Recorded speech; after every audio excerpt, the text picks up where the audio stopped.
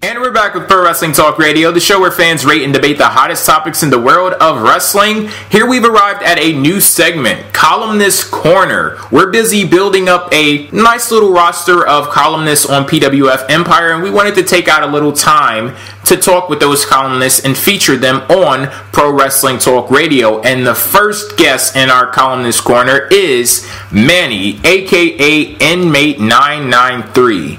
What's up? Welcome to Pro Wrestling Talk Radio. What's going on, everybody? Happy to be here. And could you go ahead and explain to us what Inmate 993 is? It's a nickname that I gave myself for how I feel about WWE sometimes. 993 is WWE on the numeric pad, and sometimes I just feel like I'm trapped by some of the crap that they keep feeding me. But I'm stuck here as a fan no matter what. Alrighty, and the column that you wrote for the website is A Closer Look, the Money in the Bank Concept. Now, the interesting thing about this is we just nominated the Money in the Bank concept for most in need of a push out the door, and Charlie and I actually voted that as our choice for what we wanted to get rid of. But your column pretty much states the case as to why Money in the Bank needs to stay. And could you go ahead and explain your reasoning for why Money in the Bank is valuable in WWE today? Well, listening to the W's nomination was part of the reason that I wanted to write this column in the first place, because I felt like Money in the Bank gets such a bad rep. And it's really, to me, it's such a great concept, but it's been so horribly utilized in the past, especially in the past 5 years or so, that it makes it seem like it should get it pushed out the door, but really it's the people that's in charge that should get it pushed out of the door, that's handling the Money in the Bank, because the tool is only as good as its wielder. All of the points have to do with things that are overarching issues that WWE has right now that just bleed over into the Money in the Bank and making that a problem as well. So the first problem that it has is overexposure. So in the past, starting in 2010, we've had 2 to 3 Money in the Bank ladder matches per year, which means that there's 2 to 3 people running around for up to 12 months with a Money in the Bank contract in their hand waiting to cash it in. So it gets tiresome when the viewer has to sit there and see this constantly over and over again. Predictable is not really a bad thing, but repetitive is a terrible thing, especially when it comes to the wrestling industry.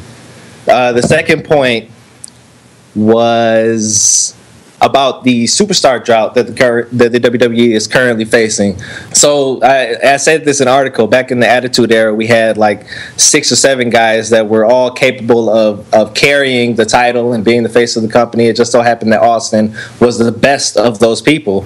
Now we have maybe 2 or 3 guys tops that would be able to even survive in the Attitude Era because their characters are not developed enough to be able to handle that kind of pressure. And when you spread out the Money in the Bank so much that you have to include more people into the concept by having all of these matches, sometimes you're going to put it on people that are not ready to have it or that don't have the talent to carry it. And the third one was creative laziness. So since Edge's first cash-in, and I said this in the article as well, there's been 13 Money in the Bank cash-ins after that, and 10 of them were cashed in on opportunities where the champion was either weakened as a result of either a third-party attack or after a grueling match.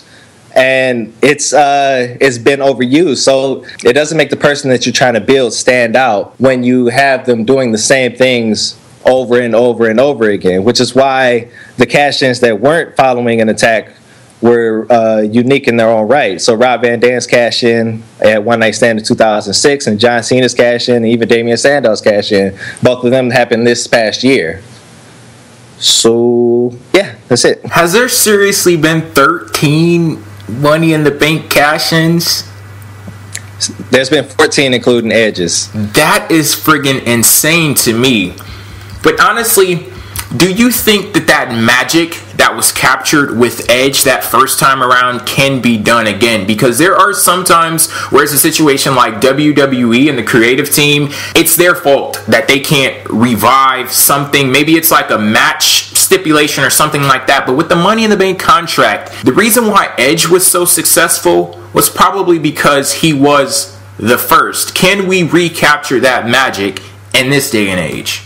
you can't recapture that same kind of magic, because when Edge did it, it took us all by surprise. No one had even considered the idea of the briefcase holder being able to cash in after the champion has already had a match.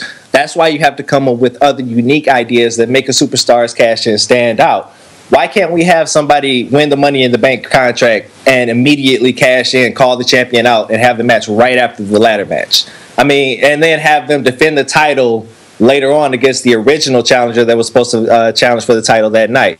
I mean, it might be, like I said, it might be overkill. It might be doing too much with one superstar, but that'll damn sure stand out. Or why can't a person win the contract and interject themselves into the match that's already scheduled to take place that night? Charlie, do you want to jump in here? Because like I said at the beginning, you actually said that you believe the Money in the Bank contract, it should get a push out the door. Is there anything that you want to say in defense of your position?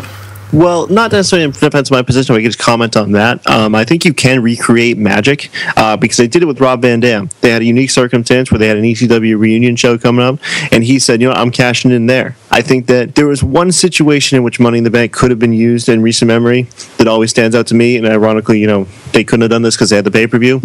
But let's say that in 2011, Money in the Bank was at WrestleMania. You have CM Punk win that match. Now, the one plot hole in the Cena-Punk feud going into Money in the Bank was, how did CM Punk really earn a shot to become the number one contender to the WWE Championship? I mean, he hadn't really done anything other than, just wanting his contract to expire. So let's say CM Punk decides, my contract's ending at whatever pay-per-view you would put in Money in the Bank's place in July. I'm going to cash in there in Chicago. So it's not necessarily, they can't recapture the magic with Edge's first cash in. It's that they don't find innovative ways to create situations in which you can kind of make an audience go, man, that was unique. Man, I'm going to remember that for a while. Because honestly, you look at all the cash ins and it's like, they've honestly become so predictable. And predictability is not always a bad thing, but it's kind of like the same old, just beat up, everybody chants for the guy with the briefcase to come out, and he comes out. I've often said, what about you have a triple threat match? One guy gets laid out in the ring, and you have guys brawling on, a brawl with the other two spills out in the crowd, and the dude with the briefcase runs down mid-match and cashes in and wins. That kind of deal. Like, get a little creative with it. So I definitely love the creative laziness point, which is kind of really my problem with the thing, is that, I said, I don't mind the match. It's great. I love the match. But if you're not going to build the guy up, if you're not going to make it something special, then what is the point of having it? So that would be the one thing that, I really disliked about it. It's not necessarily that I don't think the concept can work. It's that I don't think the WWE does enough to make the concept work. And maybe that plays into the overexposure of putting it on its own pay-per-view. If WrestleMania, it was kind of a side note, so it was still kind of hidden, whereas Money in the Bank, it is the selling point of the show. So the microscope maybe with the Money in the Bank pay-per-view gets put more on those guys because you're selling a show off it, whereas at WrestleMania, maybe you could hide them a little bit more where it wasn't, the ultimate big moment of the show. My stance on the situation, honestly, I do have an issue with the Money in the Bank concept itself, even outside of the whole creative issue with it, because I just feel as if in this day and age, we're in and I believe, David, you mentioned this before, we're in a microwavable generation where everybody wants instant satisfaction. They'll take temporary shock value right now rather than working your way towards the World Championship with sustained build over a period of time. This is the mindset of a lot of fans right now. I think Cody Rhodes is so talented. Cody Rhodes has the potential to be a world champion. So I want Cody Rhodes to win Money in the Bank, cash in, and that's how he's going to win his first world championship. Money in the Bank has pretty much become the expectation right now. So it's basically ruined the standard because no longer is it a situation where we're like, I think Cody Rhodes is talented enough to be a world champion, so I want to watch the career progression as he makes his way up to that world championship, that inevitable world championship. I honestly believe that winning a world championship from Money in the Bank, it's like eating a TV dinner or a fucking Hot Pocket on Thanksgiving. A cheap and easy alternative that still achieves your end, your appetite is satisfied, but you lose out on the memories along the way. But see, you only feel that way because that's the way that WWE has conditioned you to feel. So, if Cody Rhodes wins the Money in the Bank and cashes in. It doesn't necessarily have to be a situation where he's cashing in after a champion is down, thus invalidating his title reign and invalidating him as a superstar. You can do something like what RVD, like what Charlie said earlier with RVD, or what John Cena attempted to do when he cashed in on one of the Raw episodes. But that's to act as if it can't happen the other way. Like, it's been happening literally for decades one way. I think Money in the Bank, it's kind of just like a crutch. Well, and I would agree, but the one thing that's why I always say, remember when they did the match in with John Cena winning, and everybody was like, you only have 4 guys and they're all like main eventers, like what are you doing? I said, that's good. You need more established stars winning the match because you just can't keep throwing it on guys who haven't won world titles. Think back to when Edge did it. Edge had legitimate build-up going into the Money in the Bank kind of match. He was feuding with Shawn Michaels. They were kind of making him a bigger part of the show. He wins the Money in the Bank match, and they continue him on a build with some good feuds. They had the transitional one with Kane while they were trying to bring Matt Hardy back, and they eventually got Matt back, and they had that feud, which was great. You continued kind of the end of 2005. Fast forward to 2006, and you got the belt. He comes out of he shocks the world, comes out of the belt, and has 3 weeks of great television. And there you go. They continued before and after he won, before, during, after. It seems as though WWE just completely doesn't do anything with the before or the after or the during. They do stuff with the after, they attempt to, but it's too late. The one thing I would like to see is, instead of just having Damien Sandow win it out of nowhere, why not build a couple guys up that you could have win beforehand, so then when they win it, people are excited for it, and then you build them up during it, and then after they win the match, they're still relevant and they're still important. One of the things about Money in the Bank, I was one of the people that said it needed a push out of the door. I'm only halfway on it, though, because I do like seeing the match. The match is one of the best things they could do, and I think one of the reasons why they put it there was because it was a nice replacement for the whole tag team tables, ladders, and chairs matches. And to be quite honest, the Money in the Bank matches are just as good as those type of matches, as the tag team tables, ladders, and chairs. The only problem with me and Money in the Bank is what happens after they win, before and after they win the belt. Kind of like what Charlie said.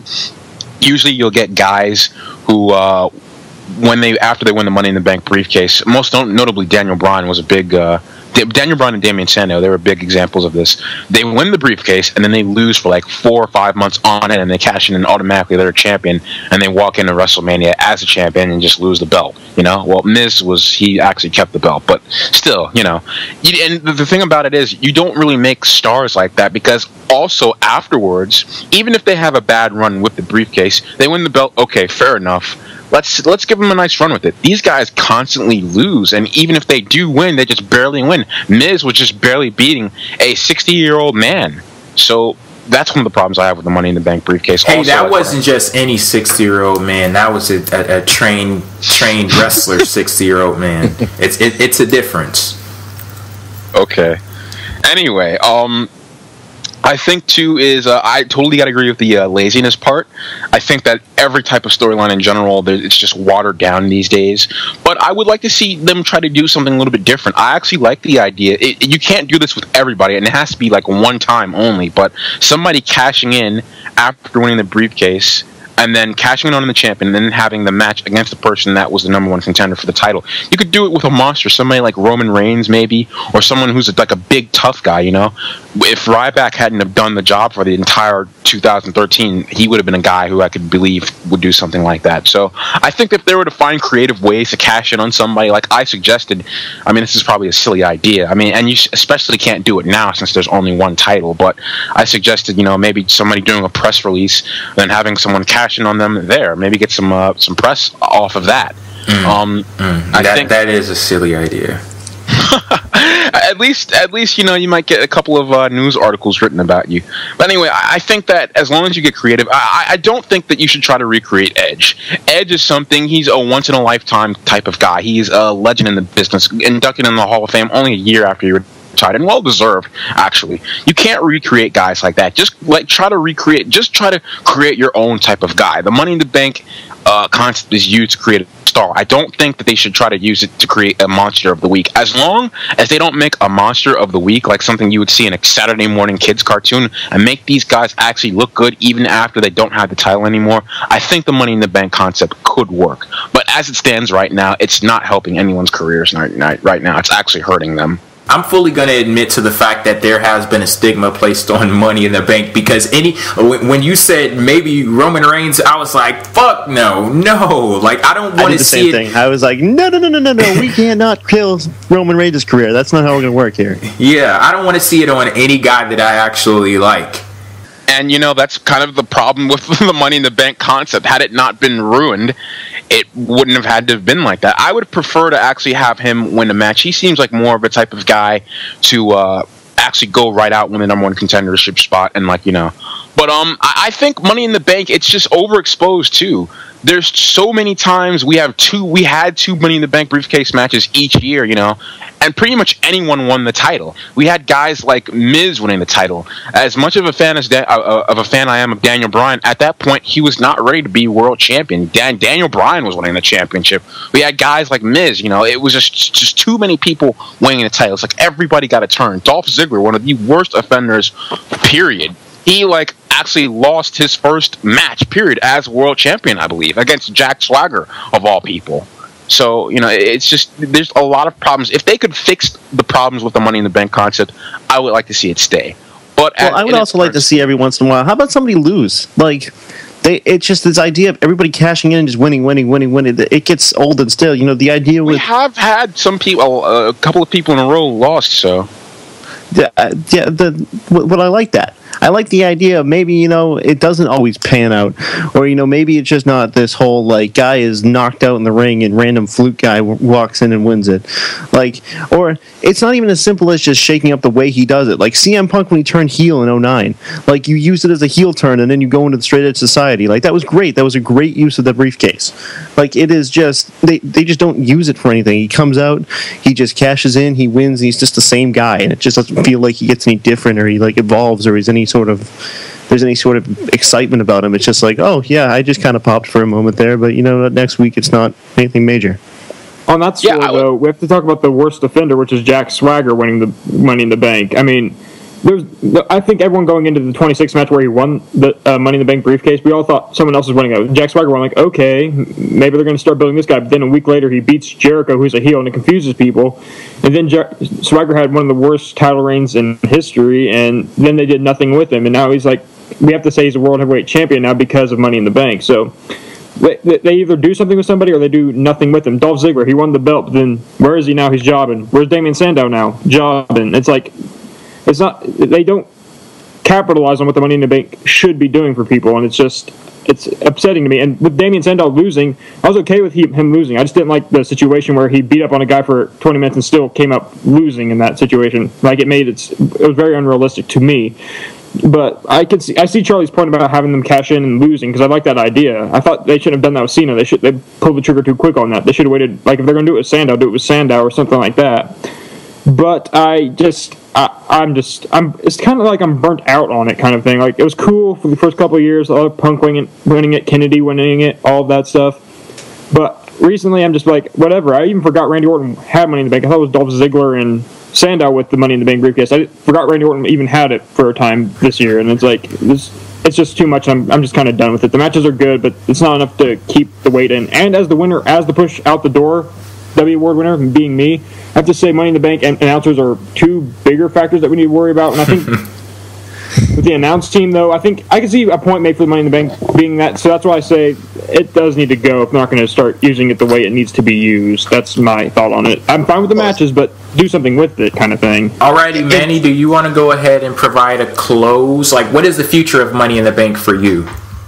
Oh, I said in the article, I really think that it's going to get a lot better now that we have one certified title and assumingly one match for Money in the Bank a year. I just wish they would take it back to WrestleMania and get rid of the pay-per-view altogether, even though it's been a good pay-per-view, but not because of the Money in the Bank matches themselves. So as long as they're able to condense it into the one match, which means one person with the briefcase, which means you could put it on a certified star or a certified star in the making, like anyone in the Shield, it should get a lot better. You shouldn't be as burned out on it as you are now. Well, alrighty, Manny. I'd like to thank you on behalf of Pro Wrestling Talk Radio for being our first featured guest on our Columnist Corner segment. No problem. Hey, I'm happy to be here, man. And Yeah, I have to ask you this question, seeing as you are here. So the way that we discovered Manny is that he auditioned to be a co-host for PWTR when we did our search not too long ago, and we ended up going with Brandon and Justin. But have you been listening to the show since then?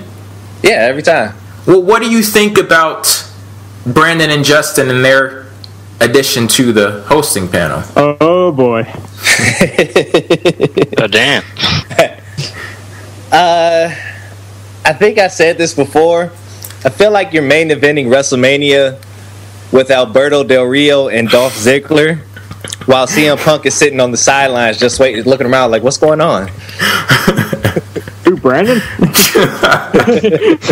I'm that guy who's not appreciated, and I put on a great match, but no one cares. No one cares about the great match. You are the who's this guy? You gonna let him talk to you like that, though? You set like that? I mean, Brandon's like, he seems kind of timid sometimes. I mean, at least he makes sense when he talks, though. Shots fired. Well, damn. I'll make perfect sense. Most hated co-host of the show because of the voice of reason. No one likes the voice of reason. Okay, well, what are you saying about the PWTR audience then? Wait a minute now. If they don't like the voice of reason, what the hell does that make them? But there are a bunch of J-Dub and Charlie Marks. See, I'm pretty sure somebody else won most logical, and therefore I should be called the voice of reason. Well, I'm the voice of the voiceless, so there you go, America. Alrighty, thank you. Wait a minute, that means you are making sure that your position in the company gets higher while pretending to make sure you're doing that for other people? Exactly. Thank you, Manny, for coming on the show today, and hopefully we'll be seeing a lot more of you on PWTR. All right, no problem. Thanks, guys. Hey, man. Once again, Manny, thank you for your time, and make sure to check out his latest column, A Closer Look, The Money in the Bank Concept, only on PW.